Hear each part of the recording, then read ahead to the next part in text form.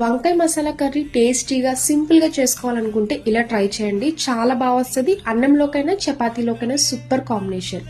ముందుగా stove on చేసి కడాయి పెట్టి పల్లీలు ఫ్రై చేసుకున్నాక అందులోనే ధనియాలు, జీలకర్ర, చెక్క, లవంగ, ఇలాచి 1.5 స్పూన్ నువ్వులు వేసుకొని బాగా ఫ్రై చేయండి.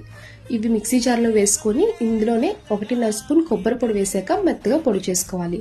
ఒక టమాటా వేసుకొని మిక్సీ చేసుకోండి. ఇప్పుడు కర్రీ రెడీ చేయడానికి స్టవ్ ఆన్ చేసి కడాయి పెట్టాక ఆయిల్ వేసుకుని ఉల్లిపాయ, పచ్చిమిర్చి గోల్డెన్ కలర్ వచ్చే వరకు ఫ్రై చేయాలి. అందులో 1 స్పూన్ అల్లం వెల్లుల్లి పేస్ట్ వేసి ఫ్రై చేశాక ఇందులో కట్ చేసుకున్న వంకాయ ముక్కలు వేసుకొని ఒకసారి కలపండి. ఇందులోనే ఉప్పు, కారం, పసుపు వేసి మూత పెట్టి మగ్గబెట్టుకోవాలి. ఇప్పుడు ఇందులో మిక్సీ చేసుకున్న మసాలా పేస్ట్ వేసుకుని మొత్తం కలిసేలా కలిపాక 1 గ్లాస్ వాటర్ యాడ్ చేసుకుని మూత పెట్టి 5 మినిట్స్ పాటు కుక్ చేసుకుంటే కర్రీ రెడీ అయిపోద్ది. ఫైనల్ గా కొత్తిమీర వేసుకుని సర్వ్ చేసుకోవడమే.